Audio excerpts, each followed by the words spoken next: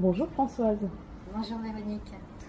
est-ce que tu peux te présenter en quelques mots, Eh nous bien, donner un petit peu des éléments sur ton parcours?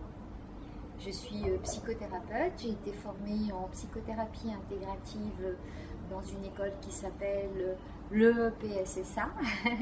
Donc c'est en psychothérapie intégrative qui inclut le corporel. Et du coup, je suis psychothérapeute depuis 20 ans maintenant, pratiquant donc en séance individuelle et aussi en séance de groupe, en sociothérapie. Puis cette méthodologie s'est un petit peu transformée au fur et à mesure des années. Donc est-ce que justement tu peux nous expliciter un petit peu cette méthodologie que je crois que tu appelles psychoréalisation? Oui, bien écoute, c'est vraiment une méthodologie issue bien sûr de ma pratique professionnelle depuis ces 20 ans, de ma recherche personnelle intérieure évidemment aussi. Cette pratique inclut deux choses, des pratiques de méditation très en profondeur et une pratique que j'ai appelée désidentification. Comment tout ça fonctionne? Déjà, cette méditation est une méditation un petit peu spécifique qui consiste à mettre sa concentration sur des points précis du corps. C'est intéressant parce que du coup, comme la conscience est mise dans des points précis, la concentration est mise dans des points précis et demande de ressentir ce que ça fait à l'intérieur, ça évite au mental d'être trop présent. Donc même pour les personnes qui ont un petit peu des difficultés avec l'abandon et le vide intérieur, cela permet de faciliter l'abandon, puisque bien évidemment, toute technique de méditation concourt à cet abandon dans la profondeur et l'accès à ce qu'on pourrait appeler à terme en tout cas un vide intérieur avec l'absence du mental. Mais là encore, au départ, à partir de cette méthodologie très précise, c'est, me semble-t-il, vraiment beaucoup plus facile pour accéder, secondairement bien sûr avec la pratique, à cet état d'abandon. Cet état d'abandon est bien sûr connu et pratiqué dans toutes les méditations. Là, la spécificité, c'est que au sein de cet état d'abandon, c'est-à-dire de paix en profondeur, nous allons placer ce que j'appelle un observateur. En fait, c'est une conscience dans la profondeur. Et cette conscience dans la profondeur permet une prise de recul par rapport à une périphérie. La profondeur, elle, est en paix. La périphérie, eh bien, ce sont les processus de la personnalité.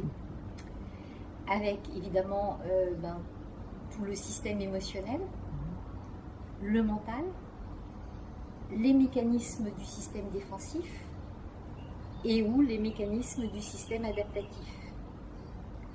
En plaçant cette conscience en profondeur, cet observateur, toute l'astuce consiste à pouvoir à la fois être en profondeur et en même temps dans cette périphérie, en train de la regarder. C'est-à-dire que c'est un mécanisme de prise de recul par rapport à nos émotions, notre mental, nos traumatismes, nos mémoires, on les appelle comme on veut. J'aime bien maintenant appeler aussi d'habitude mentale, c'est-à-dire d'habitude de fonctionnement.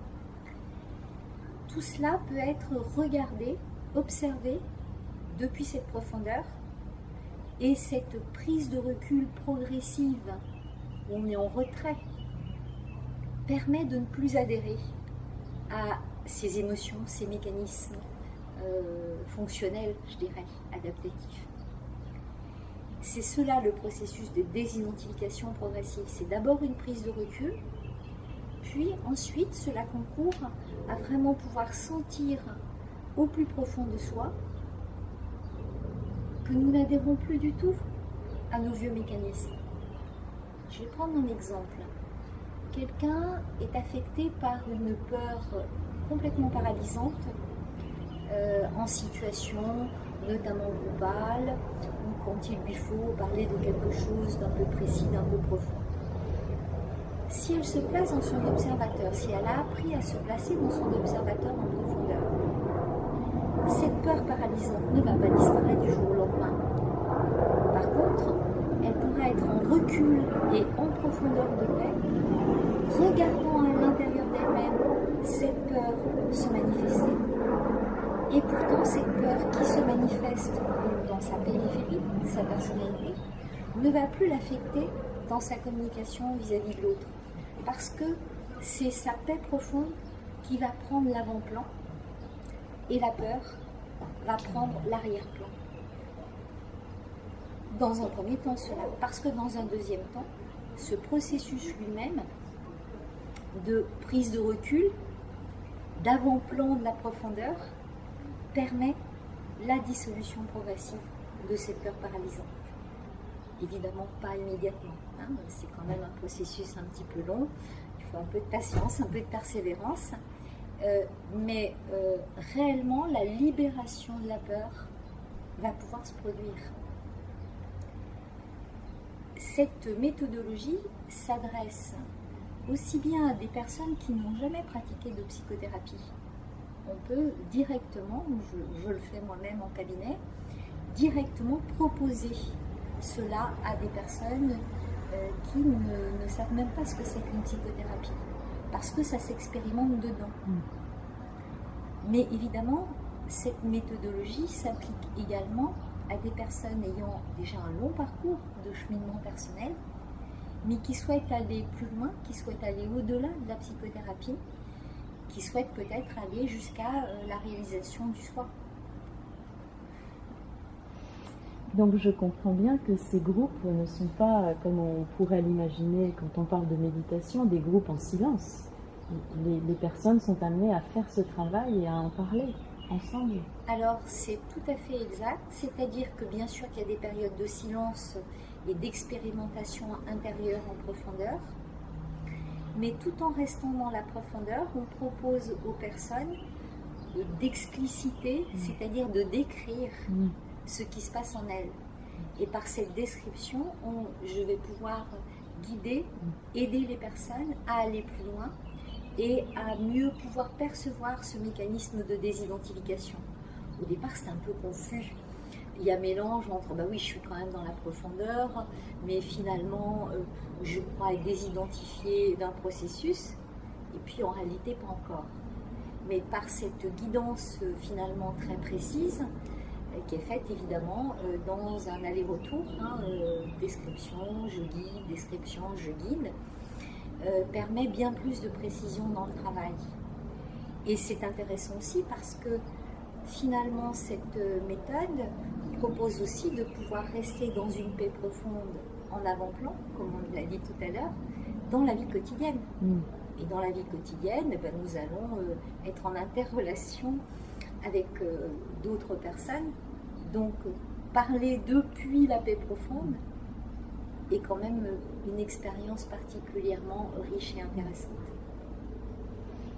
Merci beaucoup Françoise, il n'y a plus qu'à... J'aurais juste peut-être quelque chose à ajouter. C'est qu'est-ce qu'on attend finalement comme résultat? Eh bien, finalement, cet état de libération intérieure, qui est donc une expérience profonde intérieure corporelle, permet de sentir à terme bien plus de vivant à l'intérieur de soi. C'est-à-dire que c'est le vivant en soi, la vie en soi réelle, qui reprend ses droits avec paix, dans une forme de joie toute simple et dans quelque chose qui est vraiment très délimitant par rapport aux limites antérieures. Merci pour cette précision. Du coup, on aura l'occasion de pratiquer avec toi lors de ces groupes à la Bulle du Bonheur, c'est ça? Eh bien oui, c'est ça, sur toute l'année prochaine. Merci beaucoup Françoise. Merci à toi Véronique.